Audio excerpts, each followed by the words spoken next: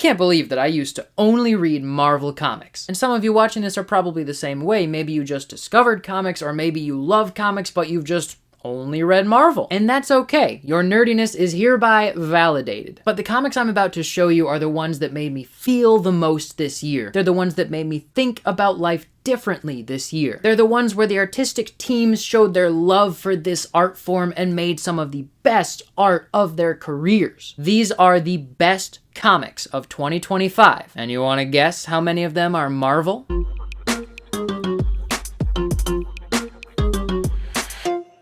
Howdy, I'm Kurt Williams, and today we're looking at the top 10 comics of 2025, and let me tell you, as I had these 10 books lined up on the floor just so I could get a look at them, I realized how amazing this era of comic books is that we are living in. I used to think that all new comics were bad, and I only wanted to read stuff from the 60s, 70s, and 80s. That was it. But man, if I had known how vibrant and alive new comic books could be, well, I would probably have a smaller collection, because new comics are more expensive than the dollar books I've been buying this whole time. If you are one of the people I mentioned before who only really reads Marvel comics, or just likes Deadpool, or just likes Spider-Man, or just likes Batman, whatever, I don't want you to be worried, okay? We're not looking at only the most obscure, most highbrow works of comic graphic literature in this video. I am not a highbrow person. Look at me. I'm wearing a purple hoodie. A purple hoodie! So trust me, I'm not smarter than you. I just probably read more comics. Well, it wouldn't be a top 10 video without some runner-ups, but don't worry, I'll try to be quick. But not too quick. My first runner-up is Dust to Dust by J.G. Jones and Phil Bram. This is a gorgeous book. I love J.G. Jones's work.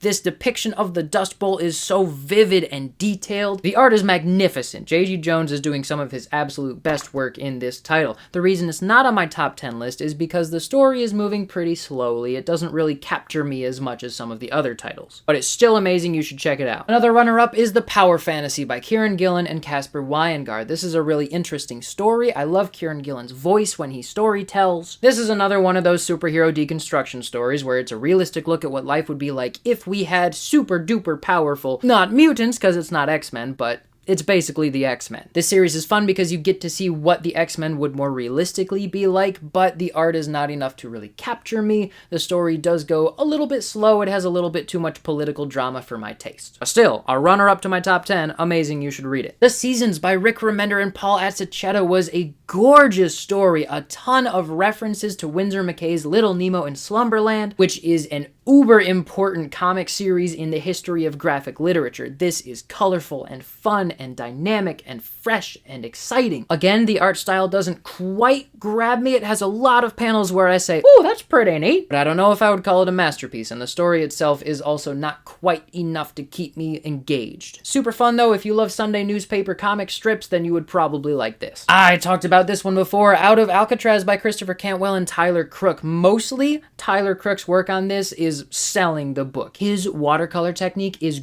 gorgeous. I love every single panel. I love his body language. I love the color palette he chose. I love how accurate he is with 1960s aesthetic. I'm also a sucker for historical fiction, as you will find later in the video. This was a great 5-issue miniseries about some people escaping Alcatraz, of course, and all the complications that happened afterwards. You should read it. It's really depressing, but also a lot of fun at the same time. Always a Bridesmaid, Never the Bride. We have Hyde Street, another runner-up from last year. This series is awesome. Ivan Reis's artwork is amazing. Jeff John's storytelling is, of course, top tier. Excellent creative team, excellent premise. We have basically the Twilight Zone of comic books. Admittedly, I'm a little bit behind in this series, but really this series is running off of flavor more so than the actual plot. There is a plot, and the plot is semi-interesting, but most of what's awesome about this book is just the extra bits added in there. The historical oddities that get sprinkled in. If you like the Twilight Zone, you'll probably like this. We're getting closer to the top 10. This one was almost on my list as Exquisite Corpses by James Tynion IV and Michael Walsh.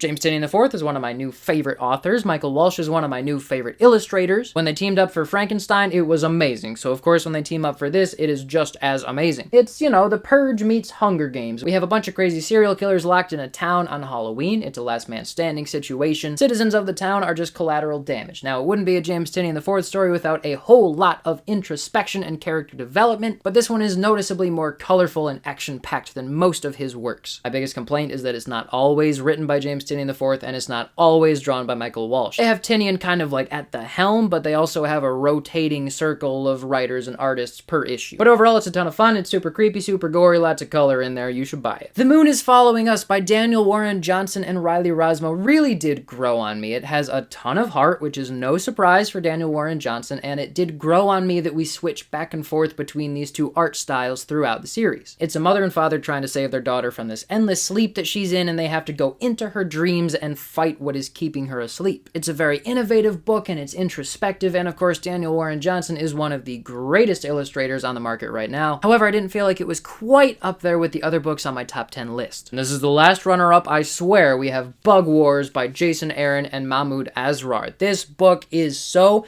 gorgeous, even though there's a whole lot of bug person genitalia in it. This is just two creators at the top of their game saying, hey, what's the weirdest thing we could do but would still be sick? And it turns out the best idea they had was shrinking this kid down so he can go and fight this giant war that the bugs in his yard have been having forever and ever. And of course, it's much more complicated and detailed than that, but that's the main gist. This has more detailed and engaging world building than most of the books on my top 10 list, but it just didn't quite connect with me as much as the other ones. Still, amazing book. You should buy it for yourself. Book 2 is going to come out next year. And now, thank you for your patience. That brings us finally to the top 10 comics of 2025. Coming in at number 10, it's a book that was also number 10 last year. We have Absolute Batman. This is a book that is making massive sales. Everybody's talking about it. This is a moment in comic collecting history. I love Scott Snyder's writing, and I love Nick Dragata's art style. They have this perfect blend that I did not expect to happen in this series. This series is the most over-the-top depiction of Batman that you have ever seen. Scott Snyder made a promise that in every issue of this series, he was going to give you at least one moment where you go, whoa, you can do that? And he delivers every single issue. I am like, how is he getting away with this? Now, really, the best thing that this series has going for it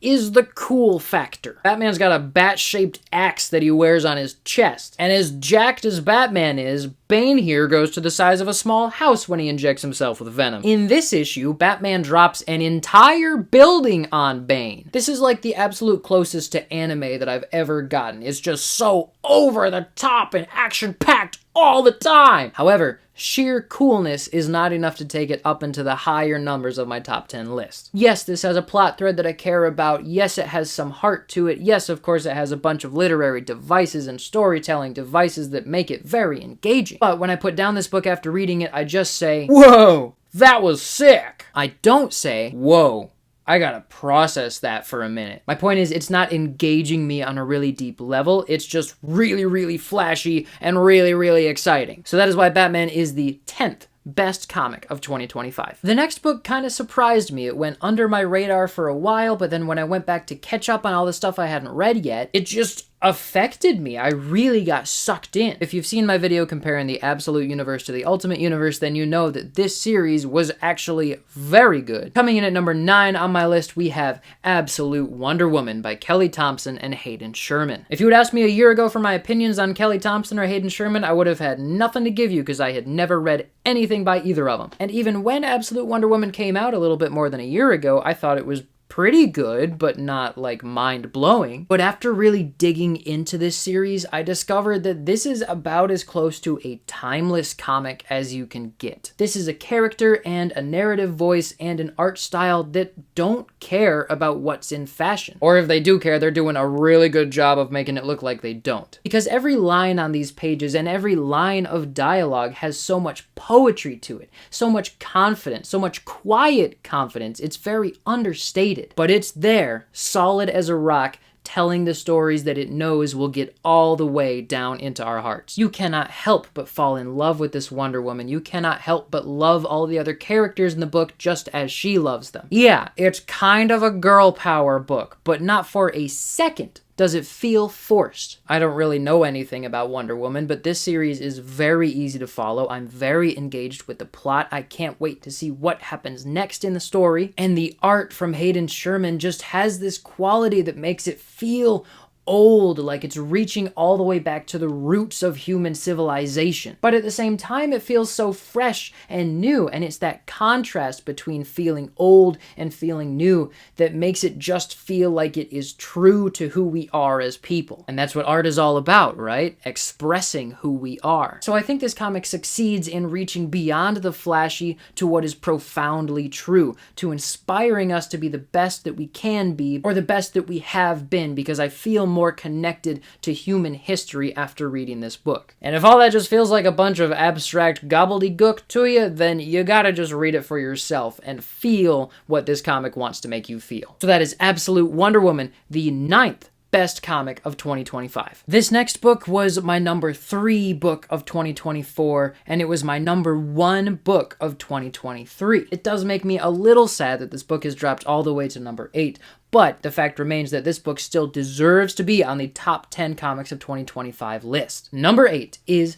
Kaya by Wes Craig. I love this book. It is gorgeous. It has so much heart to it. It very much reminds me of Bone, which is my favorite comic of all time. Really, a lot of the heavy lifting is being done by Jason Wordie, who does the gorgeous watercoloring work on the books. I am such a sucker for watercolors. It just makes everything feel more textured, more tactile, more organic. And in Craig's illustrations, there is, of course, a lot of simplicity. There's very simple shapes. There's very recognizable profiles of characters. It's meant to be an all-ages story, so it has to be easy to take in. But there's also a lot of depth to it. There is a lot of detail when you look closer. Considering how few lines he uses to show expressions, there is a lot of depth in every single expression in these books. Now, the reason it got bumped all the way down to 8 is because for the last, 5 or 6 issues, I feel like we've been in kind of a middle-of-the-story lull. There were times this year when I wanted to catch up on the series, but I had to just keep rereading the same issue over and over because I felt like it was getting kind of repetitive. Kaya is trying to keep her brother safe and deliver him to the temple where he will learn how to be the Golden One. But Razel is determined to teach him how to be the Golden One now and kind of steer them off of their course. And they just argue about it a lot,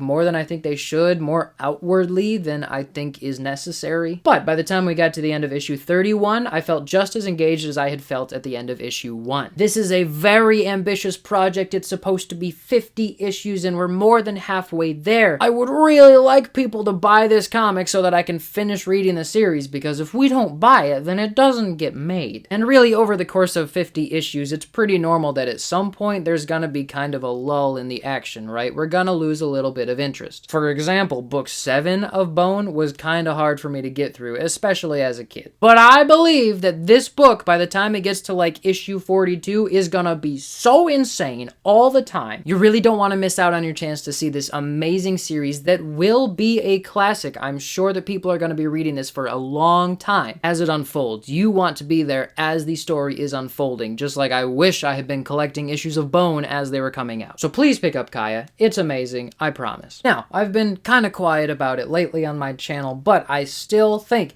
that Ghost Machine is making some of the absolute best comics on the shelves right now. We talked about Hyde Street already. Of course, I love Geiger, and I know everybody is freaking out about Rook Exodus. But I just still think that Redcoat by Geoff Johns and Bryan Hitch is the best of the Ghost Machine titles. Last year it was in the 8th place, and this year it has been bumped up to place number 7 on my top 10 list. If you haven't read it, this book is basically like Forrest Gump, but he's immortal, and he's also a deadbeat. He had some magical hoo-ha happen to him during the American Revolution, and it turned him immortal, and now every time he dies, he just wakes up later, still broke, still unable to do anything right. There are historical figures in this series who do things correctly, and they gain a lot of money and a lot of power, but not our lovable hero here. So like I said, I love historical fiction. I love seeing, conspiracies behind major historical events. Oh, the Civil War almost ended one way, but somebody was sent back in time to fix it. Or, oh, Albert Einstein came to America as a child so that he could fight the occult. The care that is taken by Geoff Johns and Bryan Hitch to accurately represent history and to add their own little flavor into it is just not achieved by most comic creators. This feels like watching a National Treasure or Indiana Jones movie. It has just as much fun, it has just as many jokes, it has just as much flavor to it. The series has its own set of tropes, so it's predictable, but in a familiar way, not a tired way. And I just just keep getting dragged in. The cliffhangers at the end of each issue are just so exciting for me. It really scratches an itch that I didn't know I had. The pacing of this book is also done expertly. When it wants you to move quickly, you feel like you want to move quickly. And when it wants you to stop and take something in, boy, you stop and you take it in because you have no choice. For a book about a deadbeat, it has a surprising amount of heart. I really enjoy reading it,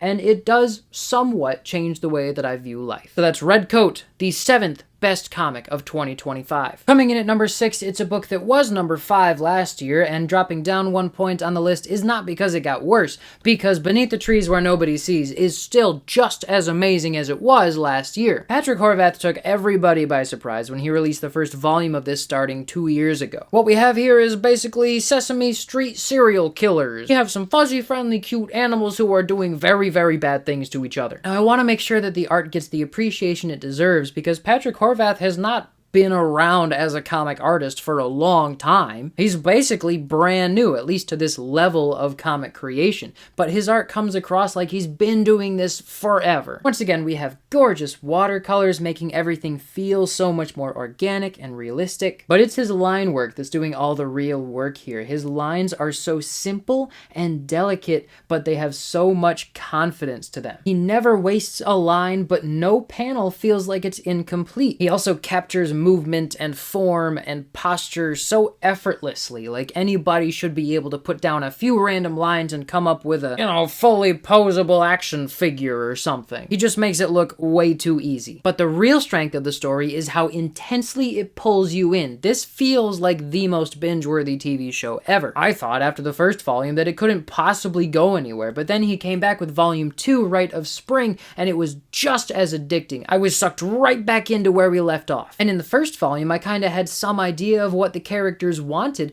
but in the second volume, I don't know what's going on. And not in a, oh, I don't get it way, but in a like, oh man, I can't wait to find out what's going on. The world building in these series is vivid, detailed, deliberate, clearly well thought through. I'm not really a serial killer TV show type of guy, but this comic series is amazing. I love every page of it, and you need to read it. So that is Beneath the Trees Where Nobody Sees, Rite of Spring, the 6th best comic of 2025. The next book is a book that I recently spoke at length about because I think it is a masterpiece. Coming in at number 5, we have Skinbreaker by Robert Kirkman and David Finch. This comic is like jungle politics. That's what it is. It's kind of a simple story. It's just about this tribe that has certain ways of doing things, certain traditions, and then we have someone who doesn't really want to continue the traditions, but of course there's pushback. And that's really all you need to know about the story, which you might say seems pretty simple, right? But the best stories are pretty simple. When you have Robert Kirkman telling the story, you know it's gonna have a lot of gut punches. Really, the reason this comic is a masterpiece is because David Finch's artwork in this series is legendary. It's like he's been building up his entire career for this series. It is his best work that I have ever seen. David Finch was one of the artists that I tried to emulate the most when I was growing up and trying to make my own comics. His anatomy is airtight. His poses, his expressions, his costumes, all the textures that you find throughout the story, all of it is on point. It is flawless. And in this series, he just doubles down on the detail. He does so much world building in this series. It is insane. He takes zero shortcuts in his craft. You can tell that he just loves this job. He loves this story and he wants to do the absolute best he can for it. And I thought issue 1 was going to be the most exciting issue, the one where they do all the tricks and then you just get used to it for the rest of the series. But man, in issue 2, when we have that double page spread of just a close-up on this guy's expression, and then we turn the page and it's the same pose, the same character, but decades have passed. I did not see that coming and it was amazing. I had to go back and forth like 5 or 6 times just to make sure it's what actually happened in the story. I'm trying not to make this video too long, so if you want to hear more about that, go watch my video, which is called This Comic is a Masterpiece. It just came out a little while ago. But Skinbreaker is 100% worth the read. This is 2 of the greatest creators in the comic industry at the top of their game,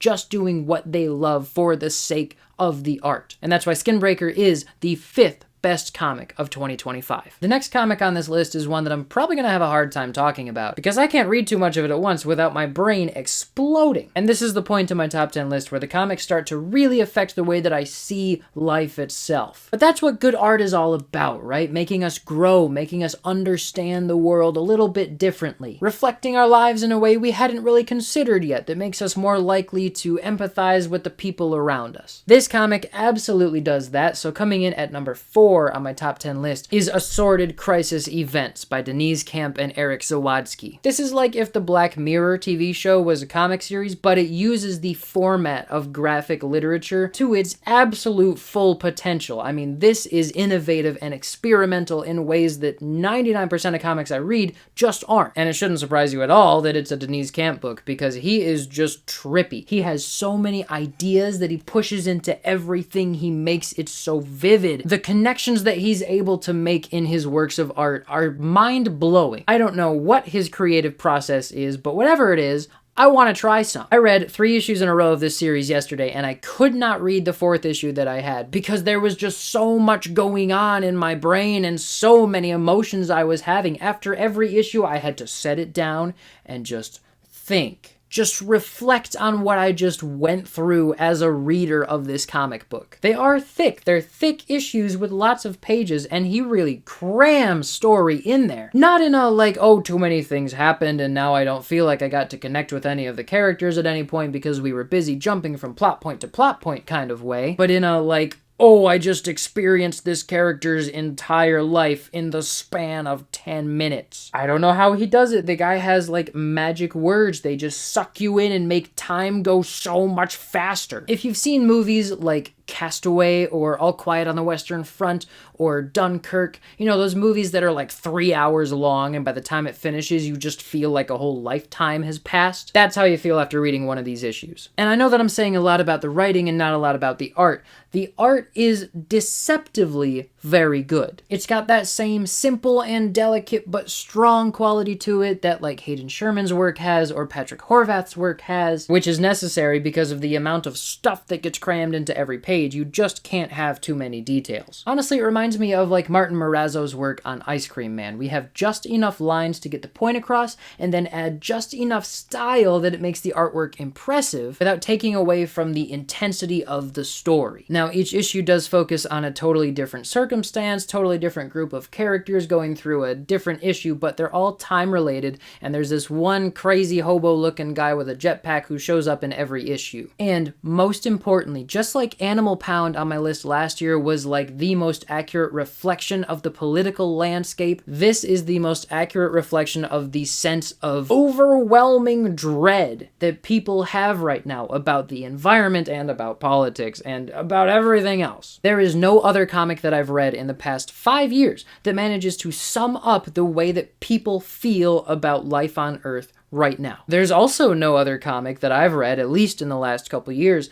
that better sums up the complexities and the beauties of being a human. What I'm trying to say is it's not the most flashy artwork ever, but this is a life-changing book. This entirely changes my perspective on my own life and the lives of people around me. It is dense, and you have to read it slowly, but it is so worth it. And that is why Assorted Crisis Events is the 4th best comic of 2025. Coming in at number 3 is a book that was number 1 on my list of 2024. We have The Nice House by the Sea by James Tynion IV and Alvaro Martinez Bueno. I just feel like I could never stop talking about how amazing this book is, especially the art from Bueno. I mean, just looking at the cover of issue 1, this is like a modern masterpiece right there. This painting is worthy of being hung on the walls of a museum. Easy. Only a couple issues of this series came out this year, way back in like January and February, so it was really easy for it to fade into my memory. But when I went back to reread it, I rediscovered that there is so much lore in here, there is so much character development and introspection. And of course, there is the most tantalizing cliffhanger at the end of issue 6 ever. And if you haven't read any of it, I won't give you any spoilers because you should experience it for yourself. But this is, in a nutshell, A beautiful, entrancing painting of a slow-motion catastrophe. When we read The Nice House on the Lake, we thought we had things pretty bad, right? It's the end of the world, these are the last people, and things aren't great. But now, in the follow-up series, The Nice House by the Sea, we find out that it's even worse, and it just gets worse and worse. And all the while, we have these absolutely gorgeous, visionary panels. This artwork done by Bueno is some of the greatest comic art I have ever seen. I think this is some of the most detailed, ambitious work that I've ever seen from James Tynion IV, and I don't know what else Bueno has done, but I need to read all of it because his work is just so good. It's just so good. This is another book that I've already said a ton about before, so if you want to go watch my video, this comic is a modern classic, or if you want to watch top 10 comics of 2024, I have a lot more to say about this series. That is The Nice House by the Sea, the third best comic of 2025. If you had told me when I was 15 that the artist of this next book was eventually going to be one of my favorite comic artists, I would have assumed that maybe I turned into a vegetable as I grew up. Because I used to avoid Daniel Acuña's art like it was the plague. I just couldn't stand it. But my number 2 pick for 2025 is Escape by Rick Remender and Daniel Acuña. I don't know what happened. He leveled the heck up in the past few years. Avengers Twilight, illustrated by Acuña, was my number 9 pick of last year, and as soon as I heard this series was gonna come out, I knew before reading it that it was gonna be on my top 10. This is the World War II comic to end all World War II comics. It is the best World War II comic that you will ever read. And it technically isn't even World War II. It's just a parallel universe where everybody's an animal. We have bats as the Nazis, and all the rest of the animals are just everybody else. Rick Remender tells this story that feels so American, so nostalgic, so truthful and heartbreaking that you get so sucked into it as if it was like the biggest budget World War II movie of all time. And what absolutely kills me about this book is that Remender says the choice to make the characters animals instead of people was so that people would identify with them more and empathize with them more. Isn't that insane that he's right, that people are much quicker to not judge animals, to empathize with animals and assume that they're innocent and basically good, way faster than they're going to assume that a person is good? So we have a greater opportunity to connect with people on both sides of this conflict because they don't look like us. That's insane. And man, do I even need to say anything about how amazing this art is? Just look at all the texture, how organic it feels. I mean, look at those clouds. That is just amazing. And then we have these intense colors. I don't know how he chooses his color palette, but whatever he's doing, it looks fantastic. I feel like maybe the closest thing that I've seen to this kind of coloring work was in Across the Spider-Verse, right? We have that crazy, cartoony, intensely colorful work in those Spider-Man movies. And we have kind of a similar idea, but to a lesser degree here, so it's not just ADD candy,